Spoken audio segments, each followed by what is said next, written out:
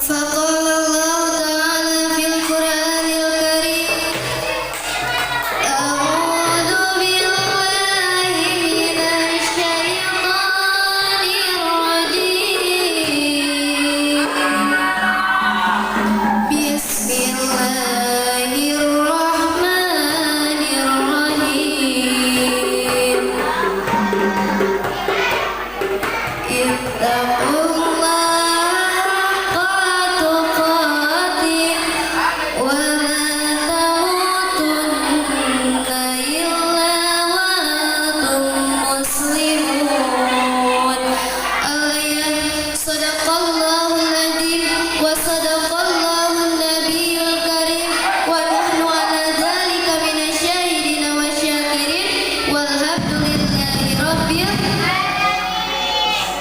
Pimpinan Umum Pondok Pesantren Nurul Hidayat yang saya hormati, semoga Allah muliakan.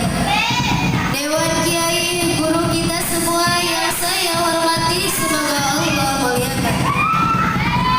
Tak lupa kepada kepengurusan santri wal santriahnya yang saya banggakan, semoga Allah muliakan. Di awal bahasa tiada kata yang indah dan megah yang bisa menggugah hati yang sedang susah, kecuali marilah kita panjatkan puja kepada Yang Maha Kuasa, puji kepada Yang Maha Suci, serta syukur kepada Allah yang Maha Ghafur. Salawat bertangkaikan salam semoga tetap tercurah limpahkan kepada pendekar revolusi Islam, pendobrak kebatilan, penghancur kekufuran, yakni Habibana wa Nabiyana Kanjeng Nabi Muhammad. Tak lupa kepada keluarganya, sahabatnya, tabi'in dan tabi'atnya, kita selaku umatnya terpacari syafaat nanti di hari akhir. Amin amin ya rabbal hadirin rahimakumullah.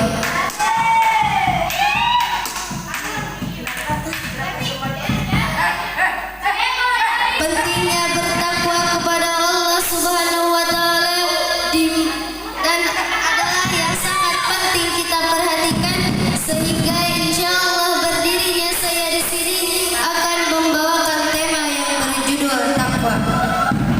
Dan apa sih yang dinamakan takwa itu? Imtithalu awamirillahi wastinabun nawahi, yang artinya menjalankan segala perintah Allah dan jauhi segala larangannya. Hadirin rahimakumullah, perlu digarisbawahi, derajat seseorang itu diukur dilihat dari seberapa banyak harta yang dia miliki, seberapa tinggi dia berpendidikan. Tetapi menurut rumus di akhirat, menurut hukum Allah, semua derajat manusia sama.